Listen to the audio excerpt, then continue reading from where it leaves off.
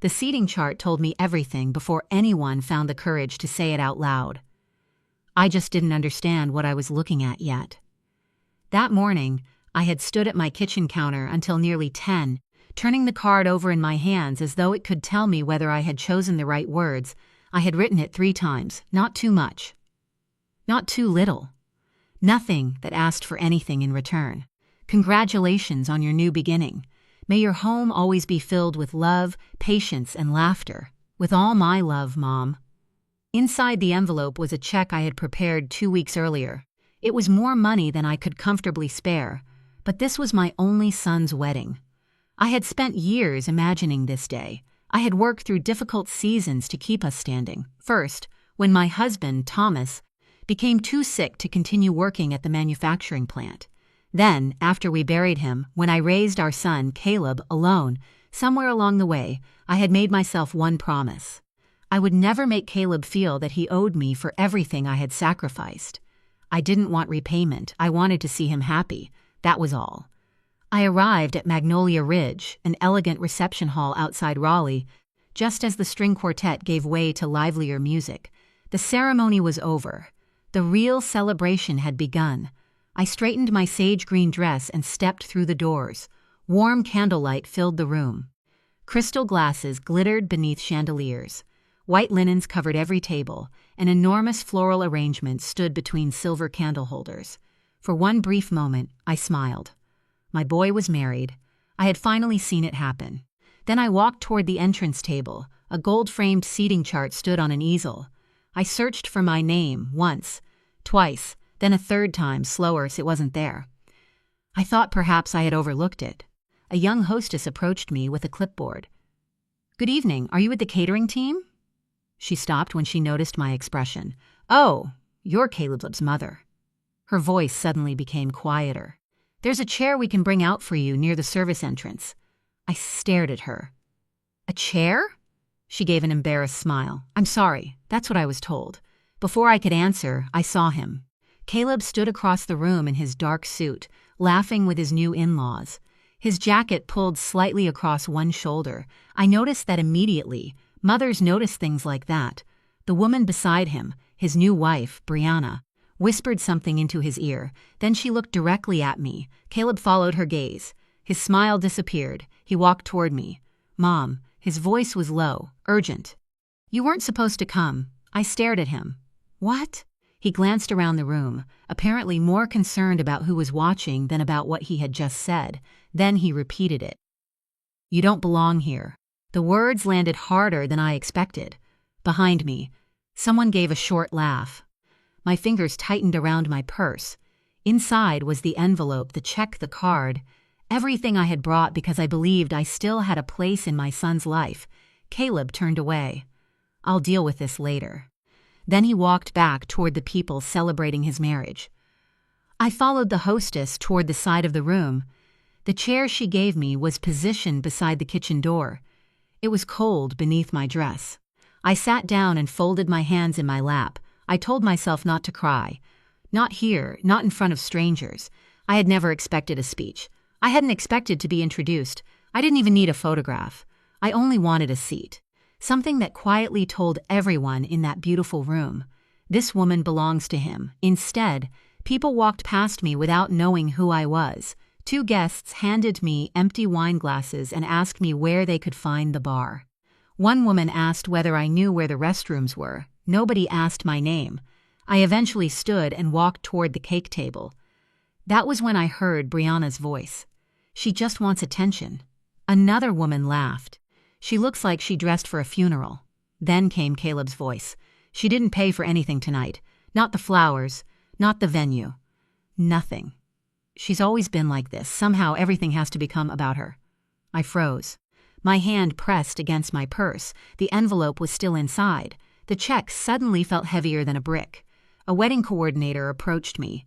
"Ma'am, I'm sorry, but you're not supposed to be back here." She pointed toward a side exit. I nodded. I didn't argue. I walked outside into the cool evening air. The music continued behind me. Laughter followed. I reached my car and sat behind the steering wheel. For several minutes, I couldn't move. Then I opened my purse. The envelope was untouched. I stared at it. I had spent years believing that love meant giving without keeping score. But sitting there alone in that dark parking lot, I wondered whether I had confused love with allowing myself to be forgotten. My phone was in my hand before I realized I had picked it up. There was one person I could call, Everett, Thomas's older brother. I hadn't spoken to him in months, but years earlier, after Caleb had begun distancing himself from me, Everett had told me something I never forgot. If that boy ever forgets where he came from, call me. Any hour. I pressed his name. He answered almost immediately. Claire? I tried to speak. My voice broke. Everett, I'm at Caleb's wedding. Silence, then his voice became calm. Where are you? In the parking lot. Stay there. Everett, you don't have to. I said stay there. 23 minutes later, a black sedan pulled into the lot. Everett stepped out. His hair was completely silver now, and he leaned slightly on his cane, but his shoulders were still straight. He walked toward me. He didn't ask whether I wanted a hug. He simply looked at my face. What happened? I told him. The seating chart, the chair, the whispers, the side door. He listened without interrupting. When I finished, he looked toward the glowing reception hall, then back at me. Claire, he said quietly, you did everything right tonight. I shook my head. No, I think I made a mistake coming. No, he said. They made the mistake. He offered me his arm. Come on, I hesitated. Where? Back inside. My heart began pounding. Everett, I don't want a scene. We won't make one. He looked toward the reception hall. We're simply going to remind everyone who the woman they just humiliated is. I took his arm. Together, we walked toward the doors. And when they opened, the music was still playing. But this time, people noticed us. One by one, conversation stopped. Caleb turned. His face went pale. And suddenly, the entire room understood that the woman they had pushed into a chair by the kitchen had not come back alone. For several seconds, nobody moved. The music faded into an awkward hum, and every face in the reception hall seemed turned toward us. Caleb stood beside Brianna beneath the chandelier. He looked nothing like the little boy I remembered. That realization hurt more than I expected. Everett and I stopped several feet from the dance floor. Caleb swallowed. Uncle Everett. Everett raised one hand. Don't. His voice wasn't loud. It didn't need to be. You have something to explain first. Brianna stepped forward. This really isn't appropriate. This is our wedding. Everett looked at her. You're right. She seemed relieved. Then he continued. And that's exactly why what happened tonight should never have happened. Her expression tightened. Everett turned toward Caleb. I want you to look at your mother. Caleb did. I saw something flicker across his face. Guilt. Embarrassment. Maybe even shame. But it disappeared quickly. Mom, I told you we'd talk later. No, Everett said. Caleb looked at him. Uncle, you told her she didn't belong here. A silence fell over the room. Everett continued. She came to celebrate you. She brought a gift. She came quietly. She didn't demand attention. She didn't interrupt your ceremony. He pointed toward the side of the room. And you put your own mother beside a kitchen door. Someone near the bar lowered their glass. Brianna folded her arms. She wasn't on the seating list. Everett turned toward her. Then who decided that? Brianna didn't answer. Caleb stepped in. It was complicated. No, Everett replied. It wasn't. He looked at Caleb with the same disappointed expression I'd seen on his face at Thomas's funeral. You either wanted your mother there or you didn't. Caleb stared at the floor. I finally spoke. It's okay, Everett. He turned toward me. No, Claire, it isn't. I touched his arm. I don't want everyone watching this. He softened immediately. Then you shouldn't have to explain yourself. Caleb looked at me. Mom, I'm sorry. Those 2 words should have meant something once. They would have. But now they sounded like something he had been forced to say because an entire room was listening. I nodded. Thank you. Brianna stepped beside him. We've been under enormous pressure, she said. You don't understand what it is like trying to bring 2 families together. I almost laughed. Not because it was funny.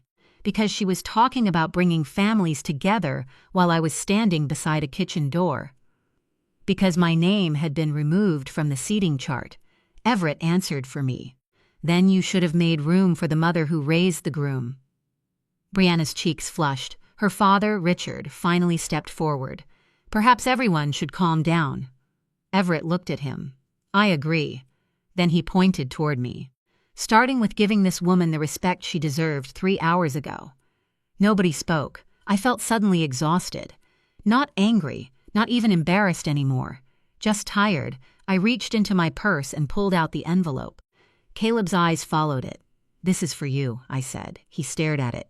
"What is it? Your wedding gift?" He didn't take it. "You don't have to." "I know." I placed it on the gift table. The envelope landed quietly among the other presents. "I brought it because I wanted to help you begin your marriage."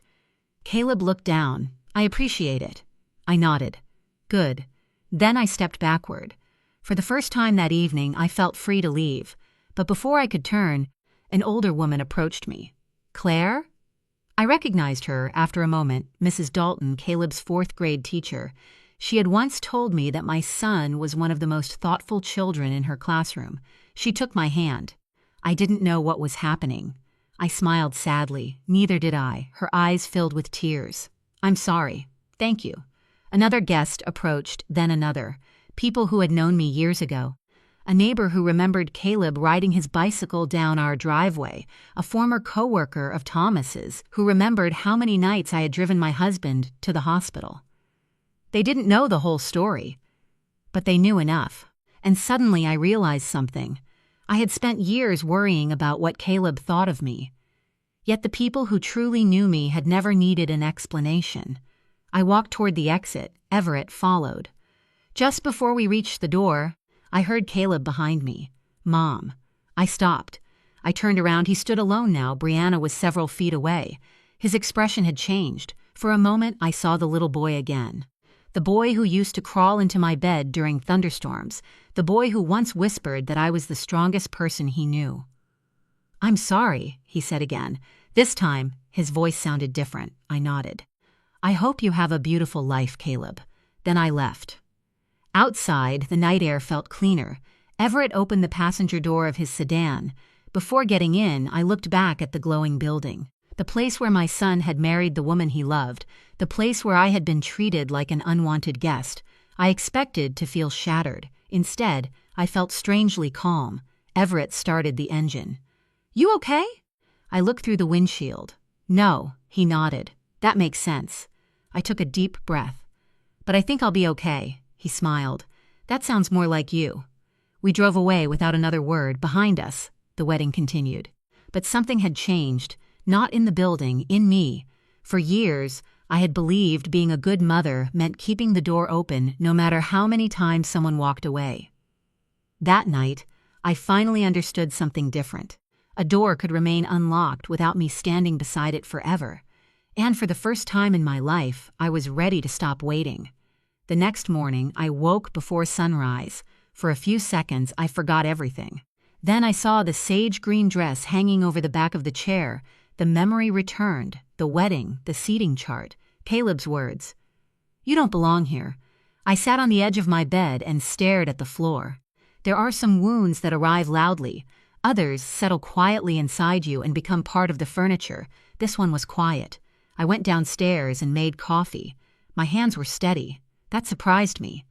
I expected to cry all morning, but instead I found myself thinking about the envelope, the wedding gift. The check was still sitting inside it.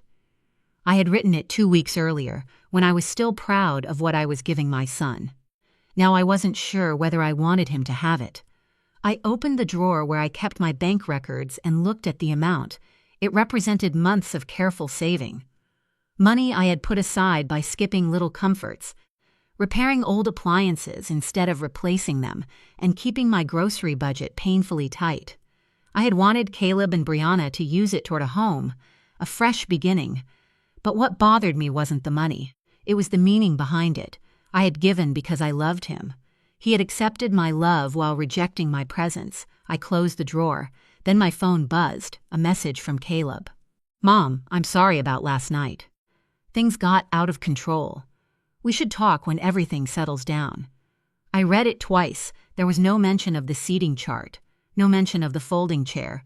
No mention of telling me I didn't belong. Just things got out of control.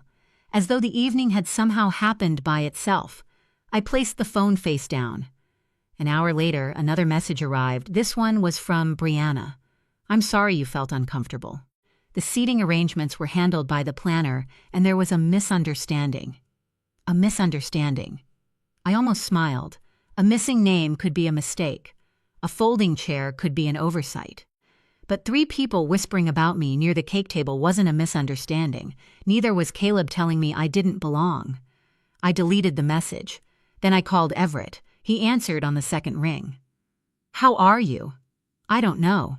That usually means you're thinking too much. I laughed softly.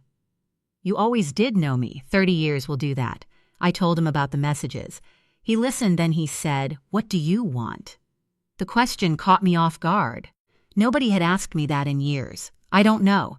Yes, you do. I stared out the kitchen window. I want my son to understand what he did. That may never happen. I know. And I swallowed. I want to stop needing him to understand. Everett was silent for a moment. That, he said, is something you can control. After we hung up, I walked outside. My backyard looked exactly as it had the day before. The tomatoes needed tying. The basil had grown wild. A few weeds had pushed through the flower bed. Ordinary things, beautiful things, things that had nothing to do with my son's wedding. I spent the afternoon in the garden. By evening, my shoulders hurt, but my mind felt lighter. 3 days passed, then Caleb called. I almost didn't answer. Hello, Mom. His voice sounded tired. How are you? I waited. I'm fine. Good. Another pause. Then he said, About the gift. I closed my eyes. I don't want to discuss the money. But you left a check. I know. Can we use it? I opened my eyes. There it was. Not an apology, not an explanation. The money. I thought you might need it. We do. Of course they did. I looked around my quiet kitchen. Caleb, I need you to answer something first. What? Did you mean what you said? Silence. When? At the wedding. He breathed out slowly. I was stressed. That isn't what I asked. Another silence. Finally, he said, I didn't mean it like that. I felt something inside me settle. You said I didn't belong there. I was trying to keep things calm. No, you were trying to keep me away. Mom, it's okay. I didn't want another argument. I just needed to know whether you understood what you did. I said, I'm sorry. No, I said gently. You said things got out of control. He didn't answer, I continued. I spent your entire childhood making sure you never had to carry my problems. I worked when your father couldn't. I raised you after he died. I never reminded you what anything cost. My voice trembled. But I also never expected you to repay me. Mom, I know. I don't think you do. He became quiet. I hope someday you will. Then I told him the check was no longer available. He sounded surprised. You're keeping it? No. I paused. I'm giving it somewhere else. Where? You'll find out eventually. He asked again. I didn't answer. We ended the call. That night, I opened my checkbook. I wrote a new check, not to Caleb, not to myself, to the local community center. They had a small program helping single parents pay for school supplies, transportation, and emergency groceries. The amount was almost exactly what I had planned to give Caleb. When I signed my name, I cried, not because I regretted it, because for the first time I understood the difference between giving from love and giving, because I was afraid someone would stop loving me. I sealed the envelope. The next morning, I drove downtown and handed it to the program director. She looked at the check, then at me. You're sure? I smiled. Very. She hugged me. I hadn't expected that. I drove home with tears in my eyes. They weren't tears of rejection this time. They were tears of relief. That afternoon, I opened the cedar chest in my bedroom. Inside were 11 years of memories. Caleb's elementary school drawings. His first report card, a photograph of Thomas holding him as a baby, a birthday card Caleb had made when he was 7. I touched the edges of those old papers. I wasn't going to throw them away. Forgiveness didn't require forgetting, but I finally understood that remembering my son as a child didn't mean accepting the way he treated me as an adult. I closed the chest. Then I walked into the kitchen. For the first time in years, I pulled out the cream-colored napkins I had been saving. They had been intended for special occasions. I spread them across my table. One day, I thought, people would sit here, people who wanted to be here, people who wouldn't need me to beg for a place. I didn't know their names yet, but I knew there would be room, and somehow that felt like the beginning of a new life.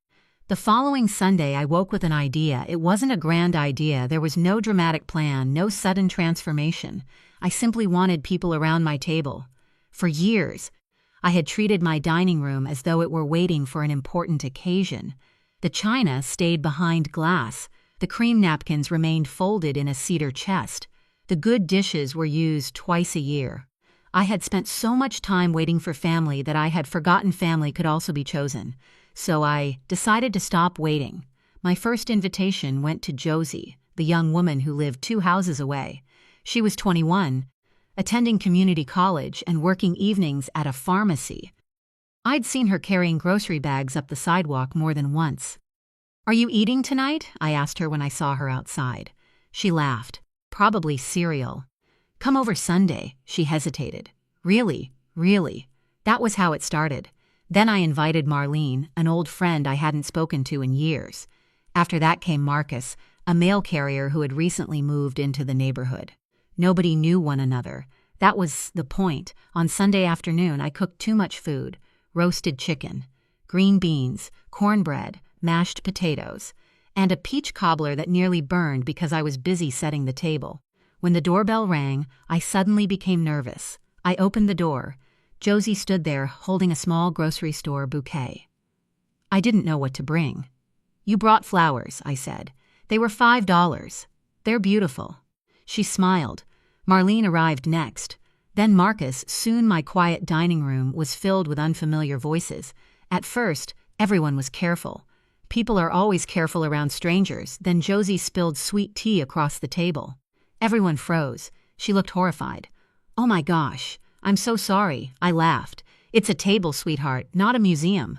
Marcus laughed next, then Marlene. Within seconds, all 4 of us were laughing. The tension disappeared. Dinner became easy.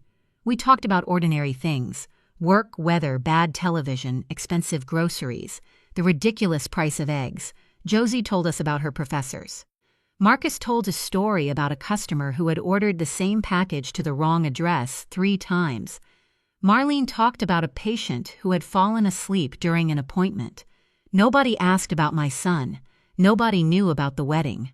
And I didn't tell them. That was strangely liberating. For years, every conversation about me eventually became a conversation about Caleb, my son, my only child, my greatest responsibility. Now, sitting at that table, I was simply Claire. Not Caleb's mother, not Thomas's widow, not the woman who had been removed from a wedding reception. Just Claire. And I liked her. After dinner, nobody rushed away. We sat on the porch as the evening cooled. Josie leaned back in her chair. "This was really nice. You can come again." She smiled. "I'd like that." When everyone finally left, I stood in the kitchen surrounded by dirty plates. I was exhausted and happier than I had been in months. I washed every dish by hand. Then I looked at the table. The cream napkins were stained with gravy. One had a peach cobbler mark on it. I smiled. For years, I had been afraid to use those napkins because I was saving them for something special. Now I understood. This was special.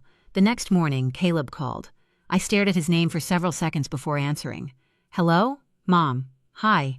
He sounded different, not angry, not defensive, just uncertain.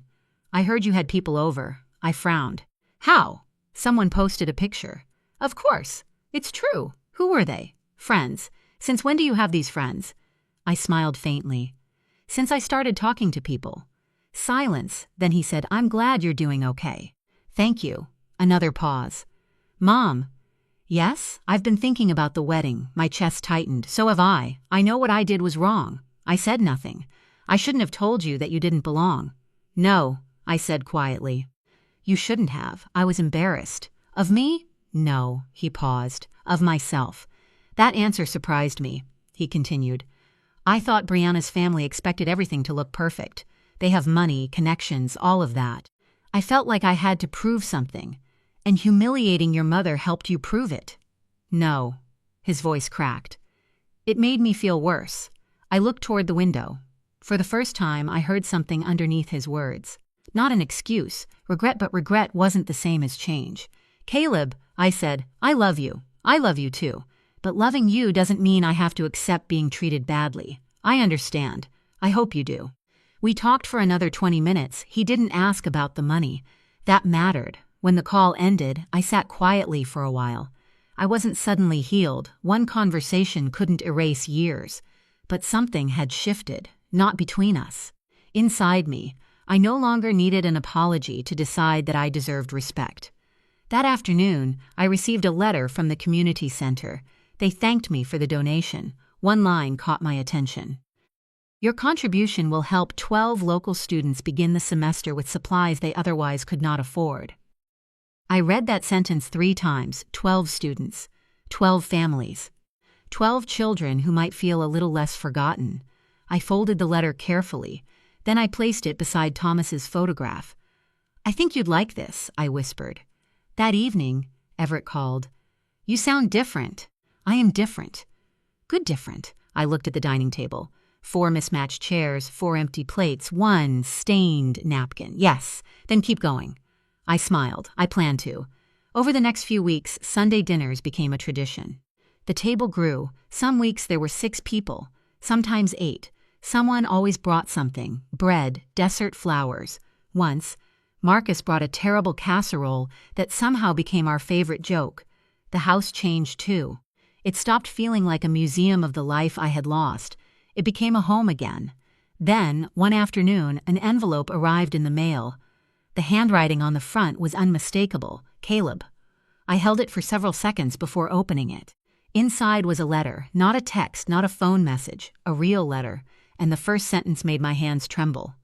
"Mom, I finally understand what you were trying to give me." I sat down, then I began to read. I read Caleb's letter twice before I could continue. "Mom, I finally understand what you were trying to give me. It wasn't the check. It wasn't the wedding gift. It wasn't even the years you spent making sure I had everything I needed. You were trying to give me a mother who would always be there. And I treated that like something I could put away whenever it became inconvenient. I don't know how to fix what I did. I only know I'm sorry." I stopped reading. For several minutes, I simply held the letter, then I continued. "Brianna and I have talked about the wedding. She knows what happened was wrong. I know I can't undo that night. I'm not asking you to pretend it didn't happen. I'm asking if someday you'll let me earn your trust again. Not because you're my mother, because you're Claire. And I should have respected you as a person long before I remembered you were my mother." My eyes filled with tears. That last sentence hurt because it was exactly what I had needed to hear. Not "I'm sorry you were upset." Not "things got complicated." Not "you misunderstood." He had finally named the truth. I folded the letter carefully. I didn't call him immediately. Instead, I walked outside. The garden was bright with afternoon sun. I sat beneath the old maple tree where Thomas and I had once planned what to do with the backyard. I remembered him saying, "One day we'll have enough room for everybody." At the time, I thought he meant family. Now I understood that he had meant people, people who needed somewhere to belong. My phone rang. "Caleb," I answered. "Hi. Did you get my letter?" "Yes. What do you think?" I looked at the garden.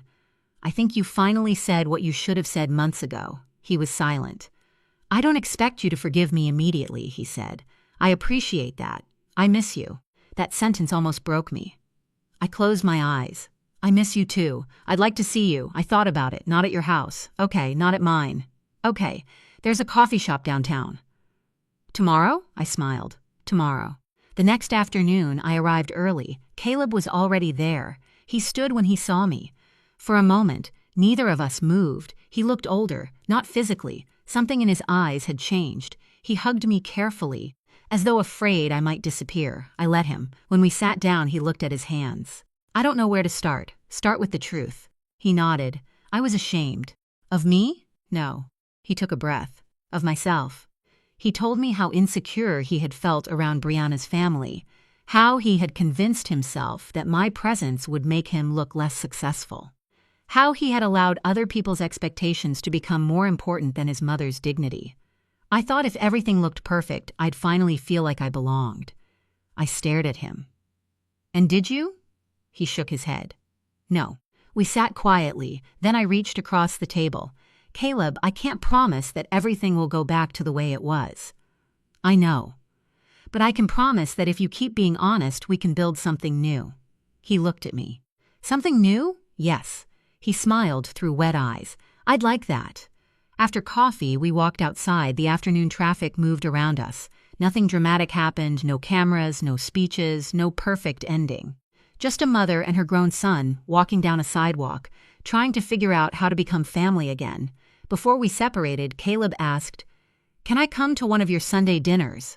I smiled. "You'll have to bring something." He laughed. "What? Dessert, I can do that. You're terrible at baking. I'll buy something. That counts." He laughed again, and for the first time since the wedding, I heard the boy I remembered. The following Sunday, Caleb arrived carrying a bakery box. He stood at my door nervously. "I brought dessert. I can see that." He held it up. "Peace offering." I stepped aside. "Come in." Inside, he looked around. The house had changed since he'd last visited. There were photographs of friends on the walls, flowers on the dining table, a chalkboard near the kitchen with everyone's names written on it. He smiled. "You really built something here." "I did." He looked at me. "Without me," I nodded. "With you or without you, Caleb, I had to keep living." He lowered his eyes. "I understand." Dinner that night was loud. Josie told embarrassing college stories. Marcus argued about baseball. Marlene brought homemade bread. Caleb mostly listened. At one point, he looked around the table and smiled. "This is nice." "It is." He nodded. "I think I understand now." "What?" "Home isn't the place where everyone is related." I smiled. "Sometimes." He looked around again. "It's where people make room for you." My throat tightened. I reached for my glass. "Yes," I said, "exactly." After dinner, Caleb helped wash dishes. We stood side by side at the sink. For years, I had imagined a moment when my son would finally understand everything I had done for him. But standing there, watching him dry a plate, I realized I didn't need him to understand the past anymore. I only needed him to choose differently in the present. When he left, he hugged me. "I'll see you next Sunday? If you bring dessert," he laughed. "Deal." I watched his car disappear down the street. Then I returned inside. The table was messy. The chairs were uneven. There were crumbs everywhere, and I smiled. The home I had spent years waiting for had already arrived. It simply hadn't looked the way I expected. Later that night, I opened the drawer where I had placed the old wedding envelope. The check was gone. I had given the money away. But I still had the card. I read it one last time. "May your home always be filled with love, patience, and laughter." I smiled. Then I placed the card beside Thomas's photograph. The words hadn't been wasted. They had simply found a different home. And perhaps that was the lesson I had needed all along. A year after the wedding, I woke before sunrise. The house was quiet. For a moment, I lay still, listening to the familiar sounds of morning. The refrigerator humming, the heater clicking softly, birds moving through the trees outside my bedroom window. Then I remembered the date, 1 year. 1 year since the night I had stood in front of that seating chart and searched for my name. 1 year since Caleb had told me I didn't belong. I expected the memory to hurt. Instead, it felt distant, not gone, just smaller. I got dressed and drove to the cemetery. Thomas's grave sat beneath a row of tall trees at the edge of town. I brought no flowers, only a small envelope. I knelt beside the headstone and brushed away a few pine needles. "Thomas," I whispered, "you'd be surprised how much has changed." I smiled. "Caleb is trying." The words felt strange but good. I told him about the Sunday dinners, about Josie, about Marlene, about Marcus and his terrible casseroles. I told him about the community center and the students who had received help from the money I once intended for Caleb. Then I looked at the stone. "I think you'd be proud of me." The morning breeze moved through the trees. For years, I had believed moving forward meant leaving people behind. Now I understood it differently. Moving forward meant carrying the love with you while refusing to carry the pain. I tucked the envelope beneath the small stone at the base of Thomas's grave. Inside was the old wedding card, the one I had written before everything went wrong. I didn't need it anymore. The message had already come true. My home was filled with love. It was filled with patience, and laughter had returned. When I drove home, the house was already beginning to fill with sunlight. I opened the windows. Then I started preparing dinner. That Sunday, everyone arrived early. Joe Cuzzy brought a cake. Marcus carried 2 bags of groceries. Marlene brought fresh bread. And Caleb arrived last. He stepped through the doorway holding a bakery box. I brought dessert. I laughed. You remembered. I'm learning. He hugged me. This time, there was nothing careful about it. It felt natural. We sat around the table, 8 people, 8 different stories, 8 different lives, none of them connected by blood, yet somehow we belonged together. Halfway through dinner, Caleb looked at me. Mom? Yes? Can I say something? Everyone became quiet. He stood. I know this isn't a wedding. A few people laughed. He smiled. But this table means more to me than that wedding did. I stared at him. He continued. I spent so much time trying to impress people who didn't know me that I forgot the person who always had. His voice shook. I hurt my mother because I was ashamed of where I came from. Nobody moved. I can't change that night. He looked directly at me.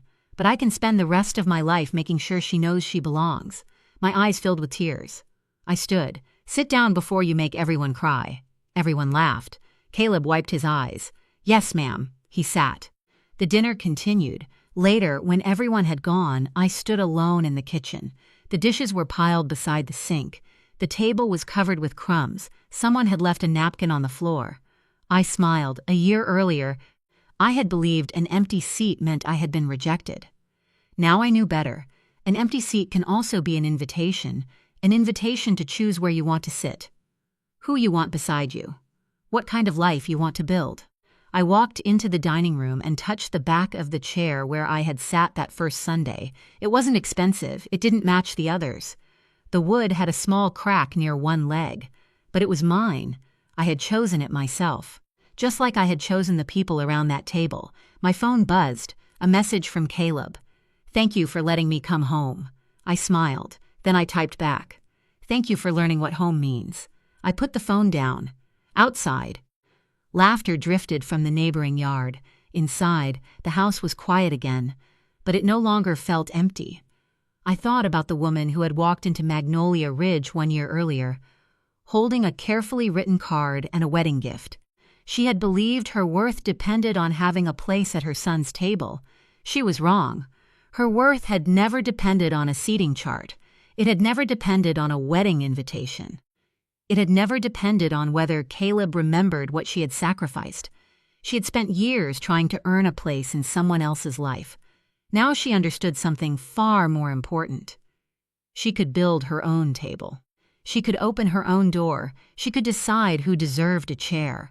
And she could leave one empty without feeling abandoned. Because an empty chair wasn't proof that she was unwanted. Sometimes it was simply proof that there was still room for someone new. I turned off the dining room light. Before going upstairs, I looked back one last time. 8 chairs stood around the table. One was slightly crooked. One had a scratch. One still carried a faint stain from peach cobbler. They weren't perfect, neither was my family. But they were real. And that was enough. I smiled and whispered the words I had finally learned to believe. I belong here. Then I closed the door behind me, not because I was shutting anyone out, because for the first time I had finally found my way home.